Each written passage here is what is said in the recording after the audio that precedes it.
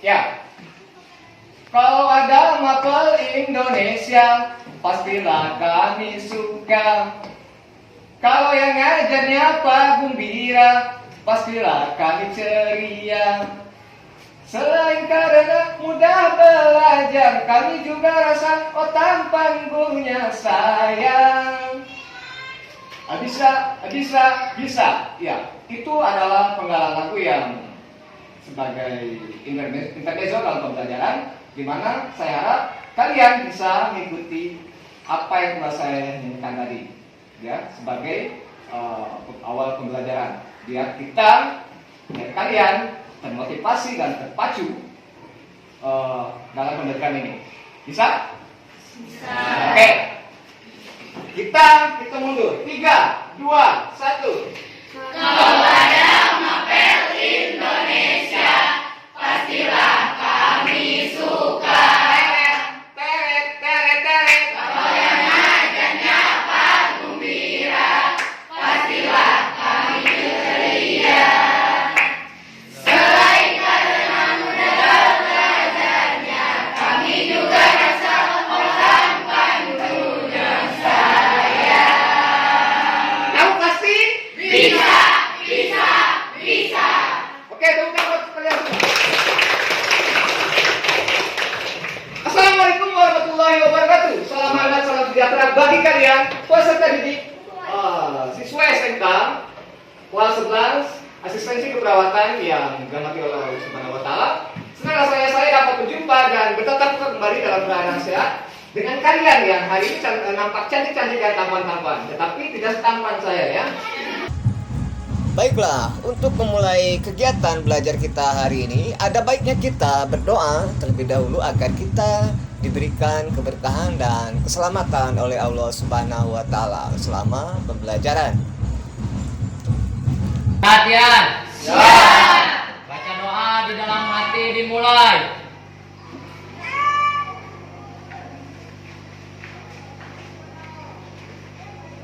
Selesai, beri salam.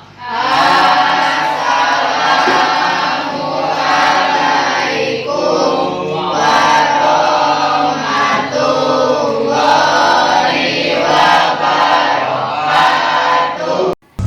Ya, waalaikumsalam warahmatullahi wabarakatuh. Setelah tadi kita mengabsen dan ada di antara kalian yang mungkin hari ini tidak hadir, kemana sih Ujang?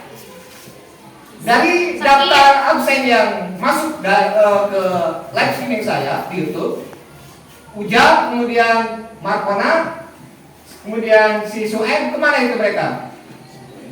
Sakit. Ada yang tahu sakitnya kenapa? Nggak tahu. Sakit kaki sekarang. Tadi kata kamu absen, katanya si Markona mau meninggal bentar lagi. Hah? Ketabrakan. Tabrakan? Kemarin sore. Tabrakan kayak gimana? Lagi bawa motor. Pak. Ya.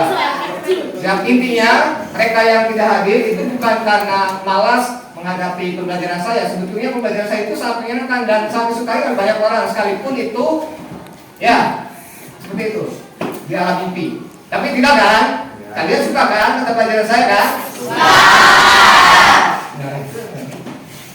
Ya.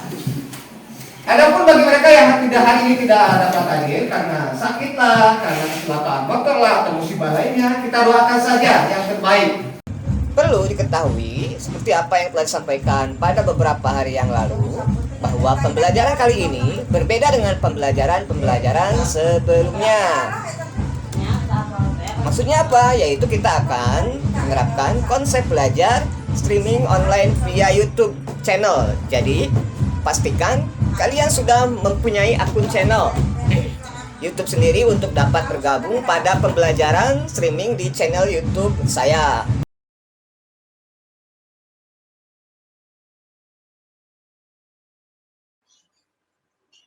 Sudah masuk belum? Oh, ini masih satu? Masih saya? Masukkan email kalian, kemudian buat channel dulu, subscribe, kemudian masuk ke link ini streaming yang saya sekarang.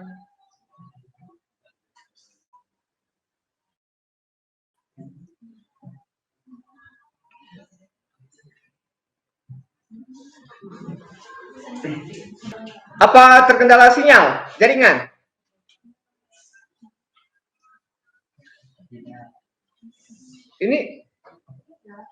Ini depo kos. Tadi siapa yang mana orangnya? Pakai email kamu. Email yang kemarin. Email yang biasa kita gunain. Oh ini dia sih ya namanya ya. Ya udah. Kok emailnya seperti ini ya? Ya, kalau lain kali kalau misalkan mau masuk belajar online, bukan online sih, maksudnya belajar streaming dengan saya, tidak boleh menggunakan email yang seperti ini ya. Ini kurang sopan nih. Depo, kostai apa. Kemudian manual kertas di sini ya. Tetapi juga harus ada history komentar di live streaming saya. Dea Sakila, mana? Dea Sakila. Oh iya ada. Jiren. Siti Rohmat ya? Kok emailnya Jiren? Pakai email siapa ini? Lain kali pakai email nama sendiri ya. Nidaul Hasanah, mana? Bentar, saya lihat dulu absen di kertas. Ya ada. Oke. Selamat bergabung. Mana yang lainnya?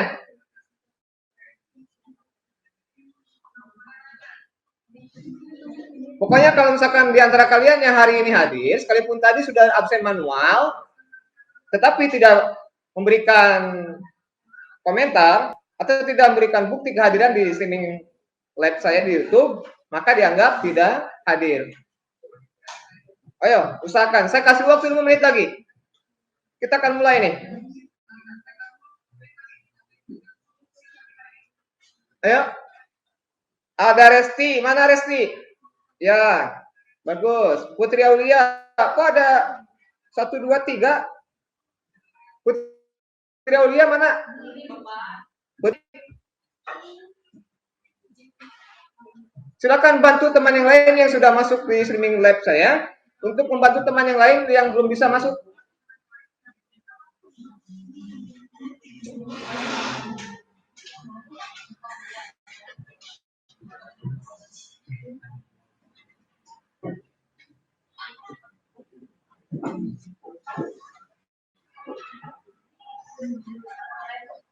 Desra, udah masuk tuh.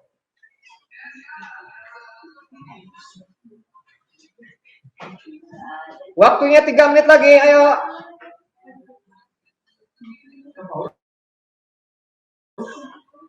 Informasikan bahwasanya untuk dengan konsekuensi kalian persiapkan terlebih dahulu emailnya, akun channelnya.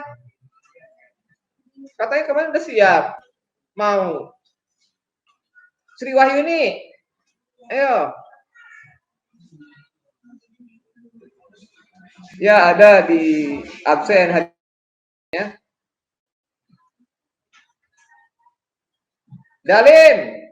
Dalim Ahmad, mana orangnya? Ya, oke. Ayo, yang lain. 1 menit lagi. Kalau memang belum bisa masuk, ya Cinta Mutiara, Isa Nisa, hadir Pakah. Oke. Berapa orang yang belum bisa masuk? Ayo acungkan tangannya. Berapa orang?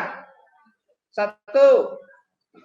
Terus ada lagi yang belum bisa masuk.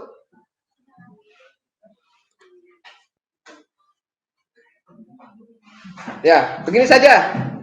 Untuk hari ini mungkin ada dispensasi ya. Artinya ada kebijakan. Berhubung saya hari ini sedang baik hati dan tidak sombong.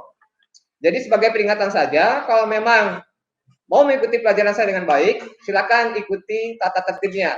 Di mana hari ini, kemarin kan sudah saya informasikan bahwa kalian mengikuti streaming live belajar dengan saya. Tapi pada kenyataannya ada di antara kalian yang masih membandel. Artinya apa? Kalau di kemudian hari masih seperti itu, maka maafkan saya, kalian tidak diperbolehkan masuk kembali lagi belajar dengan saya, ya. Untuk hari ini tidak apa-apa lah, saya berikan dispensasi. Namun dengan catatan, silakan untuk bisa bergabung dengan teman yang sudah masuk live dengan saya hari ini, ya. Ujang, terus siapa lagi? Ayo acungkan tangannya. Mana yang belum masuk? Sri Angelina belum juga masuk. Yang kamu udah, ya udah gabung aja. Acep udah masuk. Intan udah masuk. Kok nggak ada? Oh, Robert, bilang dong, bilang. Kalau bilang itu yang jelas. Jangan berisik-berisik, jangan bisik-bisik. Kalau Nidaul udah ada ya. Cinta ada. Oke. Belum ya? Udah. Baik. Ya. Berarti ada 2 sampai 3 orang ya yang belum bisa masuk live streaming dengan saya. Tidak apa-apa, untuk hari ini akan ada kebijakan. Sebelum saya lanjut, ada sedikit ice breaking yang mungkin akan lebih memotivasi kalian, lebih memfokuskan diri kalian agar kalian lebih siap dari segi fisik maupun psikis, ya. Baik. Ketika saya bilang ikuti kata-kata saya. Sapi, sapi, sapi, sapi. Monyet, monyet, monyet, monyet. Ikuti. Sapi, sapi, sapi, sapi. Monyet, monyet, monyet, monyet. Ada berapakah monyet? Ada berapa? Oke. Kenapa mengulang kata yang sama? Bukan jumlahnya. Kenapa? Karena clue-nya mengikuti kata-kata saya. Oke. Satu ice breaking lagi. Clue-nya, petunjuknya. 1 minggu ada berapa hari? 7 hari. Logika gini. 1 itu hari Senin, 2 hari Selasa, 3 hari Rabu, 4 hari Kamis, 5 hari Jumat, 7 hari Sabtu. Kalau 2 tambah 5 berarti berapa? 7. Jawabannya Minggu. Ya, seperti itu. Paham nggak? Clue-nya adalah 7 hari, 1 minggu ada 7 hari. Ketika ada pertanyaan 2 tambah 1, jawabannya Rabu, bukan angka, tapi hari. Paham ya? Oke. Sudah siap mengikuti pelajaran saya? Siap. Pada materi yang sebetulnya udah kalian pelajari sebelumnya, di mana materi umumnya adalah materi tentang teks sastra. Teks sastra ada apa aja? 1. Teks cerpen, kemudian teks hikayat, kemudian ada lagi teks novel. Dari ketiga materi itu ada kaitannya dengan materi yang akan kita pelajari, yaitu teks novel. Ada yang tahu apa itu teks novel? Ayo, acungkan tangan. Teks novel apa? Teks novel itu adalah salah satu genre sastra yang menceritakan baik secara fiksi maupun nyata atau non fiksi, ya, itu jumlah halamannya berbeda dengan jumlah halaman yang ada pada cerpen. Kalau cerpen bentuk ceritanya memang fiksi dan non fiksi, tetapi ketika melihat tampilan ceritanya berbeda dengan teks novel, di mana teks novel itu lebih panjang, berhalaman-halaman. Pernahkah di antara kalian yang sudah membaca teks novel? Novel apa yang kalian baca? Hah? Kalian tentu pernah melihat dan mendengar isu berita yang sekarang lagi booming, Dilan. Ya, yang sekarang menjadi meme. Tahu meme? Ya, diseakan-akan ada perwajahan dari tokoh Dilan yang asli oleh seorang TikToker. Kamu nanya, Aku dari apa? Ya, itu adalah salah satu meme dari tokoh Dilan yang sebetulnya film Dilan itu merupakan representasi dari teks novel. Karya siapa? Novel Dilan. Ada yang tahu? Astagfirullah. Kak Dilan. Ya, untuk lebih jelasnya nanti kita akan coba dalami materi yang akan kita bahas terkait dengan teks novel. Ya. Sebelumnya, saya ingin kalian mengaktifkan channel kalian masing-masing untuk bisa masuk ke pembelajaran saya hari ini. Karena konsep kita hari ini adalah belajar melalui streaming online YouTube. Ya, apakah sudah ada yang mensubscribe channel saya? Buka apa yang buka?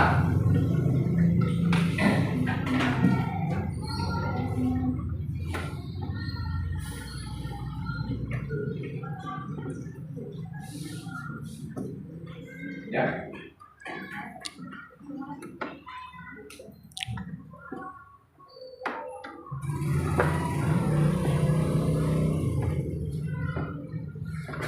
Lebih jelasnya silakan kalian lihat mekanisme yang akan saya tampilkan di PowerPoint. Ini nama channelnya adalah Muhammad Style. Kalau tidak salah, saya pernah men-sharekan link channel YouTube saya ke grup WA kita kan ya? Ya. Oke, saya kirim ulang lagi ya.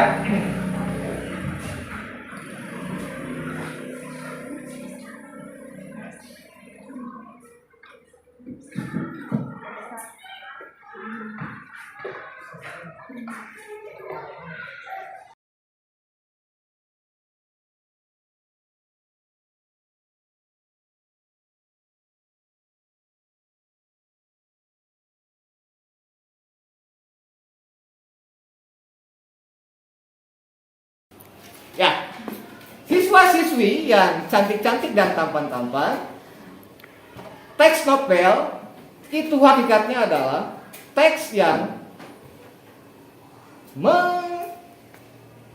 mengundang inspirasi, mengundang motivasi sekaligus mental yang seakan-akan kalian sebagai orang biasa, anggaplah orang awam yang tadinya tidak mau belajar teks novel, ketika kalian dipaksa untuk bisa menggali lebih dalam teks novel itu, lambat laun akan terbiasa dan mulai menyukai. Bahkan tidak sedikit kemungkinan ada di antara kalian yang mau menjadi penulis novel. Kalian tahu Andrea Hirata seperti apa? Yang menulis Laskar Pelangi, kemudian Maria Makarpov, kemudian ada lagi Ederson. Ayo, ada lagi yang tahu? Ya? Laskar Pelangi, terus Maria Makarpov, Ederson, Meraih Mimpi. Itu adalah 4 karya novel yang ditorehkan oleh Andrea Hirata. Siapakah Andrea Hirata? Andrea Hirata itu adalah salah satu penulis novel terbesar abad ini. Ya, abad ini. Keempat novelnya itu memang laku keras di pasaran karena alur ceritanya sangat menarik dan membuat orang tertarik untuk bisa menggali lebih jauh novel-novel yang telah beliau buat. Kalian tahu Andrea Hirata? Sekilas historinya seperti apa? Beliau adalah salah satu mahasiswa jebolan Amerika, kalau tidak salah. Itu dia berawal dari nol, orang susah awalnya, orang yang tidak mau membaca asalnya. Tetapi dengan segala usaha dan upaya, yang asalnya orang kampung, kalau kalian melihat alur film Laskar Pelangi, itu adalah representasi atau gambaran dari kisah hidup si Andrea Hirata. Ada yang pernah menonton Laskar Pelangi? Pernah. Pernah ya? Pernah. Seperti apa? Seperti apa? Seru, filmnya asik, Hah? terus menari, Memberikan motivasi. ya memberikan motivasi untuk kita. Terus?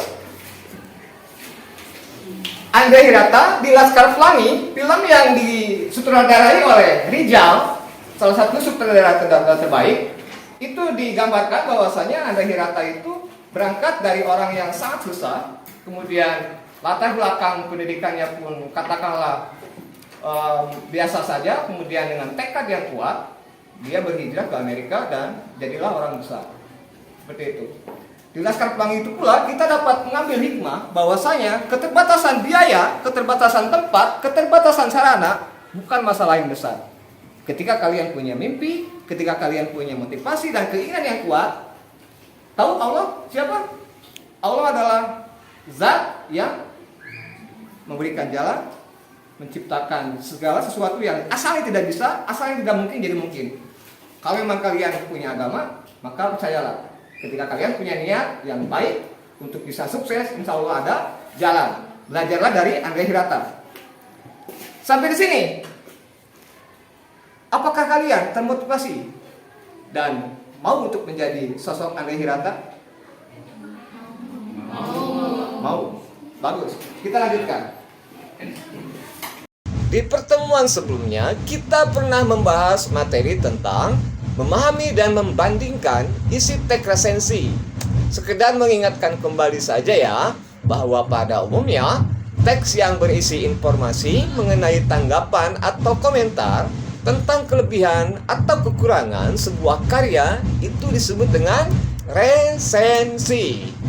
Hal ini bertujuan untuk menyampaikan kepada pembaca atau audiens apakah sebuah buku atau suatu hasil karya patut mendapatkan sambutan dari masyarakat atau tidak. Adapun objek yang biasanya dapat ditanggapi atau dibuat resensi adalah mulai dari novel, album, lagu, pementasan drama, film, kemudian cerpen ataupun teks-teks buku non-fiksi lainnya begitu. Resensi dapat pula ditambahkan dengan informasi mengenai penulis resensi itu sendiri sebagai pengetahuan untuk pembaca. Dalam menyusun sebuah resensi, baiknya perlu membandingkan hasil beberapa resensi terlebih dahulu untuk dapat memperoleh hasil yang sesuai. Hal-hal yang perlu dilakukan untuk membandingkan isi sebuah karya yaitu yang pertama, kita harus memperhatikan isi resensi itu sendiri. Apa sih yang dimaksud dengan isi resensi? Ya, isi resensi itu merupakan sebuah gambaran mengenai sebuah karya yang disuguhkan untuk pembaca. Kita juga harus menuliskan unsur-unsur resensi berupa judul resensi, identitas karya yang diresensi, pendahuluan, isi, keunggulan, dan kekurangan, serta penutup. Yang kedua, yaitu kita harus bisa mengidentifikasi atau menentukan sistematika yang terdapat pada resensi. Apa saja? Yang pertama ada orientasi, yang kedua ada argumentasi, yang ketiga ada penutup. Kedua langkah tersebut merupakan cara-cara yang bisa kalian tempuh dalam rangka menyusun sebuah teks resensi. Nah, selanjutnya, selain kalian diharapkan bisa menyusun teks sebuah resensi, pun demikian dengan keterampilan kalian dalam hal membandingkan isi teks resensi. Ya, membandingkan artinya ada dua objek yang kalian cermati, di mana objek di sini yang dimaksud adalah teks resensi. Berarti ada dua contoh karya teks resensi yang sudah jadi, kemudian kalian cermati mulai dari unsur dan sistematika yang terdapat pada kedua teks resensi tersebut. Bagaimana langkah-langkahnya? Baik, langkah pertama yang dapat dilakukan adalah membaca teks resensi yang ingin dibandingkan. Setelah itu, hal yang dibandingkan ialah penyajian dari teks resensi itu. Yang kedua, belajarlah untuk berani mengemukakan karakteristik berdasarkan isi resensi. Ya, ini dilakukan dengan mengikuti format-format yang ada pada unsur resensi tadi. Mulai dari apa? 1. Judul. Kemudian 2. Identitas karya yang diresensi. Pendahuluan, isi, keunggulan dan kekurangan. Terakhir, penutup. Dengan berbagai objek karya, maka terdapat perbedaan dari objek itu sendiri pula. Sebagai contoh adalah resensi dari novel atau cerpen. Seperti yang kita ketahui, informasi yang dapat kita ketahui itu adalah tentang alur, misalkan latar, penokohan, dan hal-hal lain yang terdapat dalam karya itu. Akan tetapi, jika melakukan resensi pada buku yang populer begitu, hal yang kita dapatkan berupa ilmu pengetahuan yang mampu memperluas wawasan mengenai topik yang di dalam buku tersebut. Namun, apabila kita melakukan resensi pada sebuah album lagu, hal yang biasa mungkin kita dapatkan adalah warna yang ada pada setiap lagu dan penggambaran informasi mengenai ilustrasi pada lagu tersebut. Begitu pula dengan resensi pada film atau drama, di mana selain unsur intrinsik berupa alur misalkan, penokohan, latar, amanat, ragam bahasa yang digunakan, maka kita juga perlu memperhatikan latar belakang sutradara, penilaian masyarakat secara umum mengenai film tersebut. Bisa saja kita masukkan properti yang digunakan serta acting dari masing-masing peran. Ya.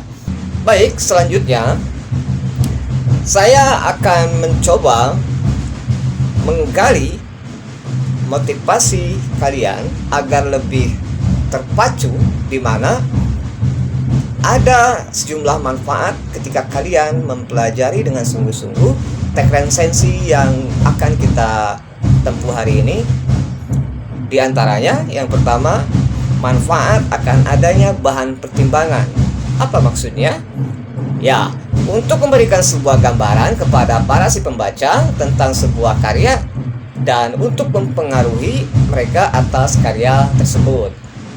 Yang kedua, manfaat adanya nilai ekonomi. Untuk mendapatkan uang atau imbalan dari buku-buku yang diresensikan secara gratis dari si penerbit buku, jika resensinya dimuat di koran atau di majalah. Nah, di sini kalian tuh punya celah untuk mendapatkan uang jajan tambahan. Kalian belajar berani untuk membuat teks resensi yang memang sudah ada lahannya untuk mengeksploitasi hasil karya teks resensi yang telah kalian buat, entah itu teks resensi film, novel, buku non-fiksi, buku pengetahuan, dan lain sebagainya. Ya, biasanya sih kalau misalkan teks resensi itu dimuat, kalian mendapatkan upah begitu. Dan pastikan cari media cetak atau media online yang sekiranya bisa berkomitmen atas kerja keras kalian dalam membuat teks resensi. Jangan sampai ketika kalian sudah susah payah membuat teks resensi kemudian telah dimuat pada media cetak atau media visual lainnya begitu, kalian tidak mendapatkan upah. Pun demikian, sekalipun seperti itu, misalkan kalian sudah kerja keras membuat teks resensi dari karya orang lain, sekalipun tidak dibayar, ya sebetulnya ada nilai yang jauh lebih mahal ketimbang kalian mendapatkan upah, yaitu adanya pengetahuan dan keterampilan kalian yang akan semakin meningkat. Ya, manfaat lainnya ialah sarana promosi buku. Buku yang diresensikan itu adalah buku baru yang belum pernah diresensi. Oleh sebabnya, resensi merupakan sebuah media untuk mempromosikan buku tersebut.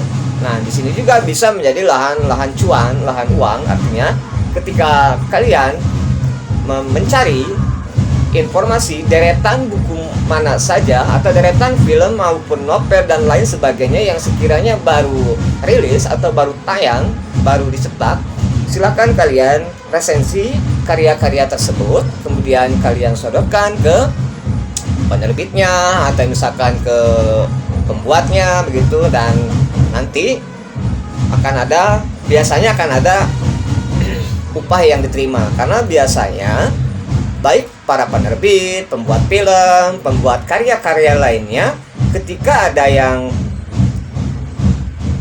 menilai karya-karya mereka itu menjadi sumbangsi atau masukan baik positif maupun negatif yang akan meningkatkan, yang akan menjadi bahan evaluasi bagi mereka ke depan agar lebih meningkatkan karyanya ke arah yang lebih baik. Manfaat berikutnya yaitu pengembangan kreativitas. Ya, tentu saja untuk mengembangkan sebuah kreativitas dalam menulis, dalam membuat sebuah resensi itu kita harus mempunyai unsur-unsur agar resensi tersebut jelas dan berkualitas. Dari manfaat tersebut, harapan saya kepada kalian ketika kalian mampu memahami dan membandingkan isi teks resensi, kalian dapat mengapresiasi karya teks resensi maupun karya lainnya yang akan dibuat teks resensi oleh kita begitu dengan sangat baik. Sehingga dari hasil mengapresiasi itu, kalian termotivasi untuk dapat membuat karya teks resensi maupun membuat novel yang jauh lebih baik dari sebelumnya. Adapun mekanisme pelaksanaan pengalaman belajar kalian yang akan ditempuh pada KBM kali ini ialah kalian nanti akan dibentuk kelompok belajar. Lalu di kelompok belajar itu kalian dipersilakan untuk mengunduh LKPD yang telah terposting pada blog pribadi saya, yaitu www.blogger.com. Nanti kalian akan menemukan sebuah situs blogger gratisan, sekalipun gratisan ya insya Allah berkualitas lah. Di sana terdapat postingan-postingan edukasi ya terkait dengan materi mata pelajaran saya, mulai dari materi anak SMP bahasa Indonesia, anak SMA ataupun SMK anak bahasa Indonesia, kemudian tingkat ke perkuliahan begitu. Lalu isilah sejumlah tugas yang tercantum pada LKPD dengan cara mendiskusikan setiap jawaban bersama anggota kelompok. Setelah LKPD itu diisi dengan jawaban dari hasil diskusi bersama teman kelompok, selanjutnya perwakilan masing-masing kelompok itu wajib mengemukakan kembali jawaban yang telah diisinya bersama kelompok di depan kelompok lain. Setelah uraian tadi terkait dengan materi yang telah dipelajari maupun materi yang akan dipelajari hingga pada mekanisme pembelajaran hari ini, apakah sudah bisa kalian pahami semua? Baik Pak, sudah paham? Ya, bagus, baiklah. Selanjutnya saya ingin mengetahui sekilas pengetahuan dan keterampilan kalian dalam menempuh pembelajaran kali ini, yaitu menyusun teks resensi. Maka saya sajikan sejumlah latihan soal pada Google Formulir. Google Formulir itu linknya akan saya kirimkan ke WA Group ya, yang biasa kita gunakan. Saya kirimkan sekarang. Sudah ada? Ya, sudah ada Pak. Baik, ya sudah saya kirimkan. Kemudian silakan dapat diakses dan langsung dikerjakan dengan cermat selama kurun waktu 10 menit dimulai dari sekarang.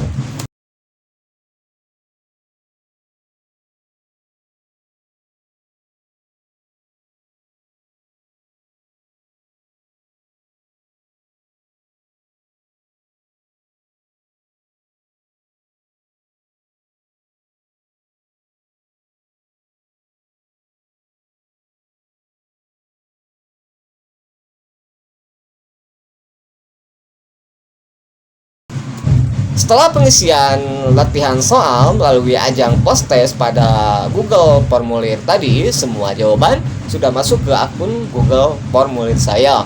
Selanjutnya saya akan membahas satu soal, satu jawaban saja dari salah seorang di antara kalian yang telah menjawab latihan soal kemudian telah mengirimkannya ke akun Google Formulir saya. Ya, baik. Setelah kalian tadi mengerjakan sejumlah soal pada tes awal tadi, maka selanjutnya saya akan mencoba membahas satu jawaban dari satu soal salah seorang dari kalian. Mengingat waktu yang ada juga relatif terbatas, namun data dari rekapan respon jawaban yang telah masuk ke akun Google Formulir saya menyimpulkan bahwa rata-rata kalian cukup bagus dalam menentukan pilihan jawaban, namun kurang cermat dalam menyajikan alasan pendukung. Baik, ini dia soal nomor 4 atas nama Nidaul. Jawaban yang dipilih dari soal ialah D. Tentu jawabannya sangat tepat, namun ketika mencantumkan alasan Nida terkesan kurang sejalan begitu dengan pilihan yang dia tentukan dari opsi jawaban, yaitu buku tersebut sangatlah tidak layak dibaca karena tidak dimengerti. Begitulah. Padahal kalau kita lihat dari pilihan jawaban A, B, C itu merupakan pernyataan-pernyataan yang bukan menggambarkan tentang kelemahan buku, tetapi malah sebaliknya. A, B, dan C itu merupakan pernyataan-pernyataan yang mengemukakan tentang suatu kelebihan dari buku tersebut. Nah, untuk yang D, harusnya Nida memberikan alasan pendukung yang logis dan kuat dari pilihan tersebut, yaitu mengapa dia milih D, karena D, pilihan jawaban D merupakan pernyataan yang menggambarkan tentang kelemahan buku. Hal itu ditandai dengan adanya kata buku ini sebenarnya menarik, tetapi penulis sering menggunakan istilah yang tidak umum. Logisnya, ketika sebuah buku itu menarik tetapi kata-katanya sangat kurang atau relatif tidak mudah untuk dimengerti, ya berarti menandakan adanya kelemahan, begitu kan? Karena untuk orang awam, untuk orang yang berpendidikan saja, ketika menemukan istilah-istilah yang tidak dimengerti atau yang masih tabu di pembendaharaan katanya, tentu itu menjadi sebuah kesulitan, apalagi ketika buku itu dihadapkan dengan orang-orang yang biasa-biasa saja begitu, bukan orang pendidikan. Tentu menjadi momok yang sangat menakutkan untuk dia baca karena sulit untuk dipahami. Nah, harusnya seperti itu penggambaran alasannya. Tapi tidak apa-apa. Semoga kedepannya Nida maupun teman-teman yang lain bisa lebih berani mengemukakan alasan-alasan yang logis, yang kuat, yang mampu mendukung setiap pilihan jawaban. Ya, tak ubahnya ketika kalian menentukan sebuah pilihan dalam kehidupan, tentu harus disertai dengan alasan-alasan yang betul-betul logis, kuat, dan mampu mendukung dari pilihan tersebut. Hal itu merupakan perilaku atau etika dari kehidupan seseorang yang mau tumbuh untuk dewasa. Ya, semangat terus. Ya, siswa-siswi yang dirahmati oleh Allah Subhanahu wa Ta'ala, kali ini saya sajikan sebuah materi yang akan kita pelajari hari ini. Saya tampilkan melalui video yang sudah saya pelajari sebelumnya, dan memang video ini sangat cocok dan diharapkan bisa memudahkan kalian dalam memahami materi, menyusun teks resensi yang kalian tempuh pada hari ini dengan saya. Ya, selamat menyaksikan. Siap ya? Siap. Teks resensi bagian 1. Unsur dan struktur teks resensi. Kalian tentu pernah dong atau mungkin sering melihat bagian seperti ini dari sebuah aplikasi, baik itu aplikasi online atau online shopping maupun aplikasi lainnya. Nah, bagian-bagian seperti ini biasa kita sebut sebagai ulasan. Lalu, apa ya hubungan ulasan seperti tadi dengan resensi yang akan kita bahas? Resensi pada dasarnya adalah sebuah ulasan yang di dalamnya juga terdapat penilaian. Akan tetapi, ulasan dan penilaian di dalam sebuah resensi berbeda, tidak seperti ulasan pada umumnya. Resensi merupakan ulasan atau penilaian terhadap sebuah karya, baik itu karya tulis maupun karya seni. Karya tulis contohnya seperti buku non-fiksi atau buku fiksi, seperti puisi, roman, cerpen, novel, dan sebagainya. Sedangkan karya seni seperti film, lagu, lukisan, atau drama. Jadi, pengertian resensi adalah penilaian terhadap sebuah karya, baik itu karya tulis maupun karya seni. Lalu, di mana kita dapat menemukan sebuah resensi? Sebuah resensi biasanya akan kita temukan di dalam surat kabar, baik online maupun cetak. Atau belakangan, kita juga bisa menemukan resensi di dalam sebuah blog. Akan tetapi, untuk disebut sebuah resensi atau sebuah teks bisa disebut sebuah resensi apabila di dalamnya terdapat unsur-unsur teks resensi, yaitu identitas buku yang meliputi judul karya, penulis, tahun terbit, penerbit, jumlah halaman, dan cetakan. Kemudian adanya sinopsis, yaitu ringkasan isi atau cerita di dalam buku. Kemudian penilaian yang meliputi kelebihan maupun kekurangan isi, dan diakhiri dengan adanya rekomendasi. Kemudian unsur-unsur teks resensi ini akan masuk ke dalam bagian-bagian struktur teks resensi. Adapun struktur teks resensi atau sebuah teks resensi dibangun oleh beberapa struktur. Yang pertama, orientasi, kemudian argumentasi, dan rekomendasi. Lalu apa yang dimaksud dengan orientasi? Orientasi di dalam teks resensi yaitu bagian pengantar umum yang disampaikan oleh penulis, biasanya berisi pengenalan atau latar belakang penulis resensi maksudnya ya, tentang buku yang akan dibahas. Maka di dalam bagian orientasi akan kita temukan identitas dan sinopsis.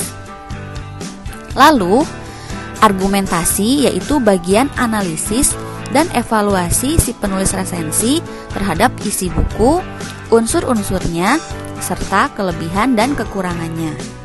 Di dalam bagian argumentasi akan kita temukan penilaian, kelebihan maupun kekurangan isi buku.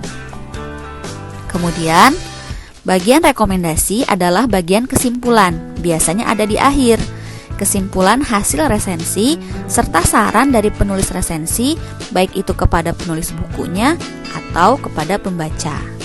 Nah, di bagian rekomendasi kita akan menemukan unsur rekomendasi. Bagaimana? Bisa difahami penjelasan tentang unsur dan struktur teks resensi? Sekarang kita akan coba menggunakan contoh. Di sini saya punya satu contoh resensi yang saya ambil dari kompas.com. Kira-kira ini bagian apa ya? Nah, ini merupakan bagian orientasi. Bagaimana kita tahu? Kalau kita baca dan perhatikan, pada bagian ini merupakan bagian identitas buku. Di sini, si penulis resensi menyampaikan penulis buku yang akan dia resensi, yaitu Oki Madasari dengan judul bukunya Pasung Jiwa. Kemudian, pada bagian ini juga si penulis resensi menyampaikan gambaran isi buku secara umum. Lalu, pada bagian ini merupakan sinopsis. Kalau kita perhatikan, di sini si penulis resensi pada paragraf ini memulai meringkas isi bukunya. Selanjutnya, kita lanjut ke bagian berikutnya. Pada bagian ini merupakan bagian argumentasi dan di bagian akhir ini merupakan rekomendasi. Jika kita perhatikan dengan baik, 3 paragraf ini berisi penilaian si penulis resensi terhadap bukunya Oki Madasari. Di sini penilaian si penulis. Lalu, di bagian akhir ini merupakan kesimpulan. Kalau kita perhatikan, si penulis resensi menyampaikan kesimpulan terhadap resensinya pada bagian akhir. Bagaimana? Mudah bukan mengetahui struktur dan unsur dari teks resensi? Terakhir, kesimpulan pembelajaran hari ini bahwa teks resensi merupakan penilaian terhadap sebuah karya, baik itu karya tulis seperti buku maupun karya seni seperti film, lukisan, atau lagu. Unsur-unsur teks resensi terdiri dari identitas buku, sinopsis, penilaian, dan rekomendasi. Sedangkan strukturnya orientasi, argumentasi, dan rekomendasi. Bagaimana, mudah bukan cara memahaminya?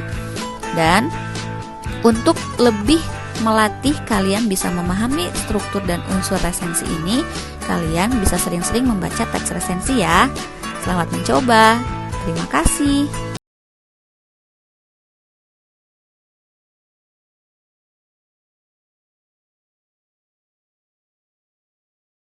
Kalian yang mampu menyimpulkan atau berikan tanggapan. Video tadi membahas apa? Teks resensi. Ada apa saja di teks resensi? Satu. Terus? Orientasi. Kemudian apa?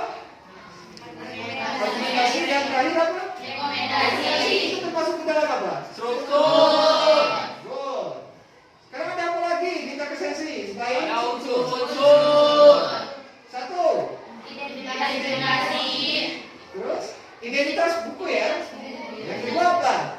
Sinopsis, kemudian good, apa lagi? Rekomendasi. Oke. Nah, dari materi tadi, saya harap kalian mampu mengklasifikasi dari kedua dari kedua istilah tadi, antara unsur dan sistematika itu rinciannya berbeda-beda. Ya. Ada yang disebut dengan unsur, ada yang disebut dengan sistematika. Nah, lebih lanjut, saya berharap kalian mampu menganalisa atau menentukan dari dua atau satu minimal ya, minimal satu novel saja, kalian menentukan unsur dan sistematika ini. Oke, silakan kalian buka WA yang saya tadi bagikan, link yang saya terbitkan di WA kalian, yaitu link blog. Ya, di blog itu kalian unduh LKPD. Tahu LKPD nggak? Lembar Kerja Peserta Didik. Ya. Apakah tadi sudah ada link yang sudah saya berikan di blog? Ya. Ada tidak? Ya. Untuk menindaklanjuti apakah kalian paham atau tidak terkait dengan materi yang kita pelajari hari ini, itu kalian tuangkan di LKPD itu. LKPD bentuknya bersama dengan LKS. Intisarinya kalian mengerjakan soal-soal di sana. Ya? Sudahkah kalian buka linknya? Buka linknya, buka.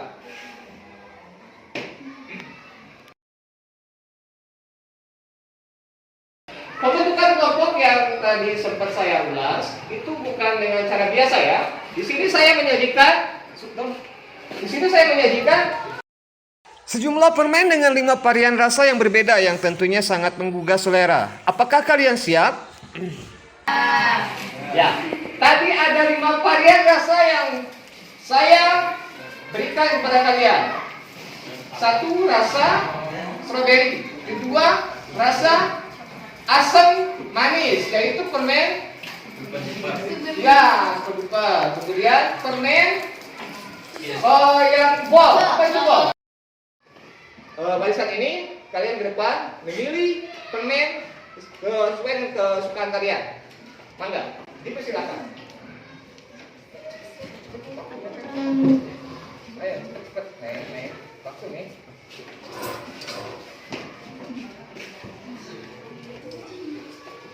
Ngantri.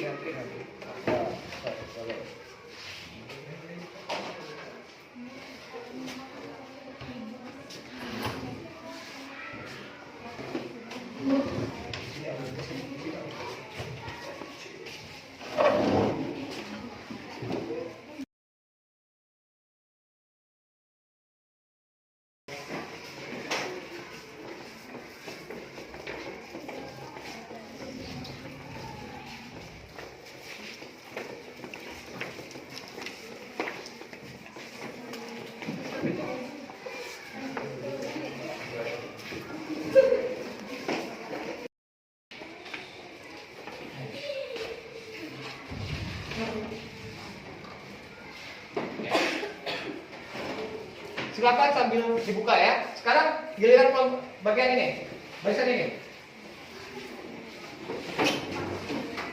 Dibuka aja. Rasakan. Kira-kira rasa apa?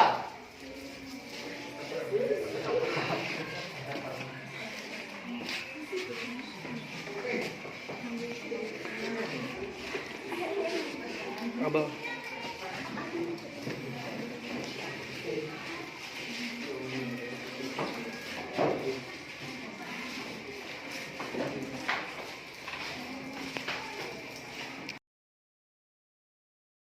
Kumpul di arah sana. Ya.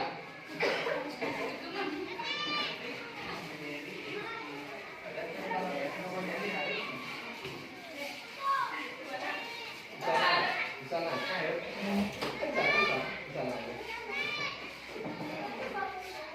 Oke, yang is, yang strawberry di sana. Oke, sudah ketahuan ya. Sekarang yang rasa mint. Siapa tadi? Rasa bubble ya? Yang bubble mana? Yang bubble silakan berkumpul di sana. Ataupun yang karet.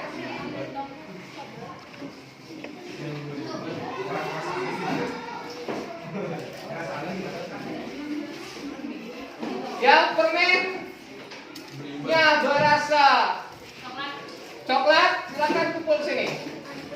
Kumpul sini.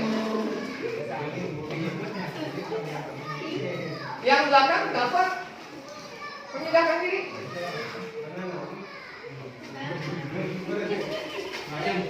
Oh iya, nama-nama ya. Di dalam kelompok itu perlu menjunjung tinggi kerjasama tim. Artinya dari tadi saya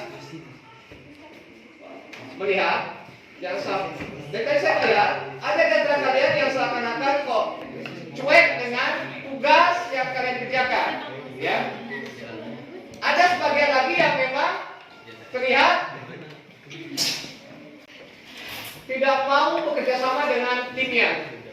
Maka dari itu, kiranya dalam kelompok itu perlu adanya kerjasama, ya.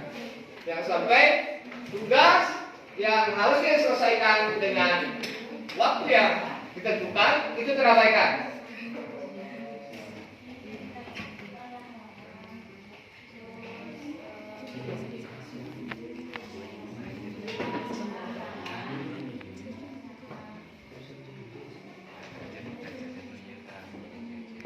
Kalau ada pertanyaan terkait dengan mekanisme cara pengerjaannya atau materi yang dianggap mungkin sulit dipahami, silakan tanyakan kepada saya.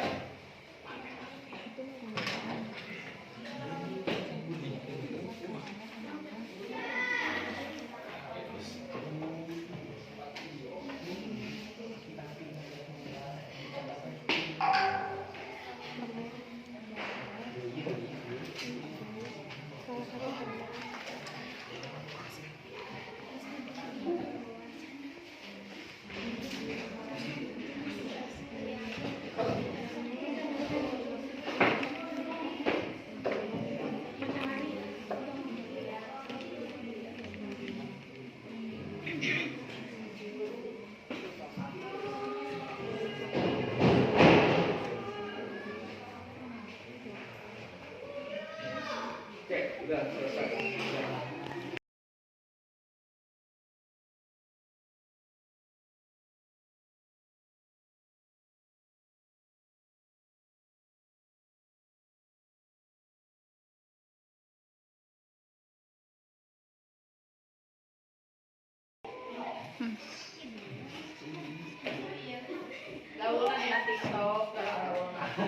Kalian punya aplikasi TikTok?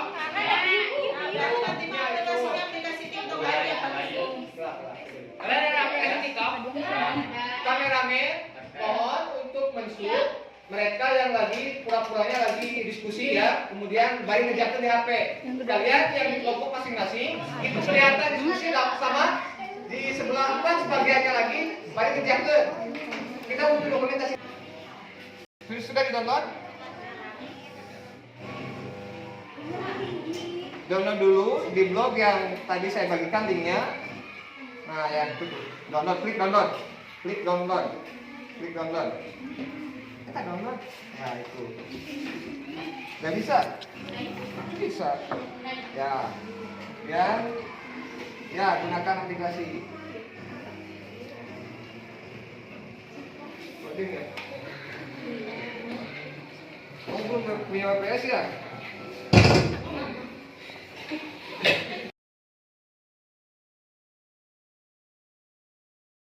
Soalnya seperti apa?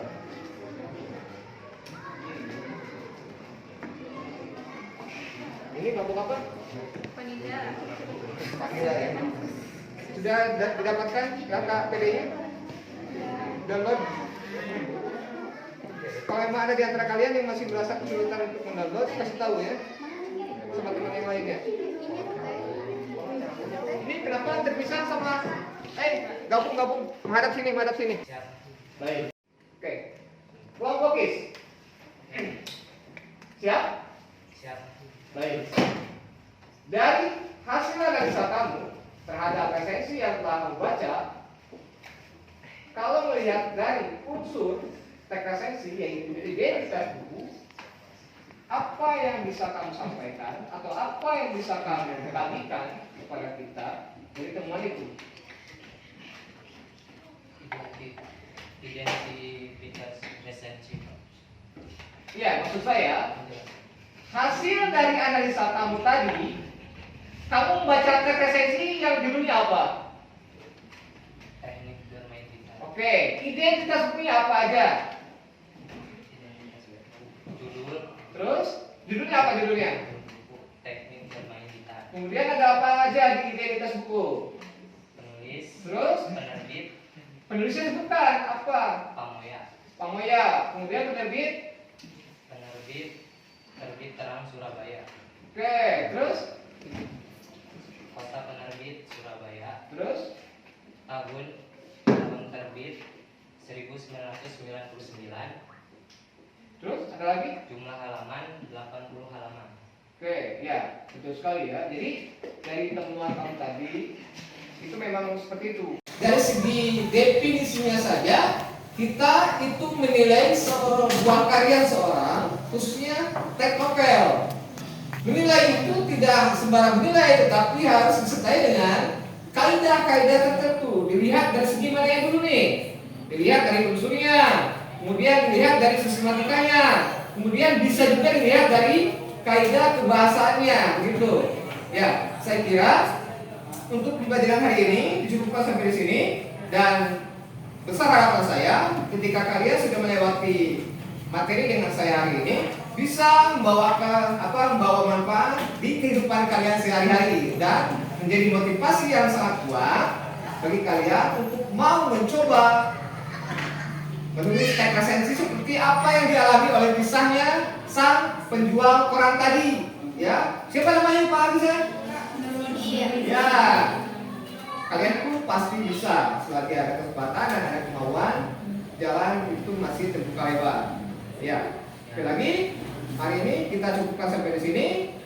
Akhir kata, terima kasih atas segala perhatian. Wabillahi taufiq wal hidayah. Wassalamualaikum warahmatullahi wabarakatuh.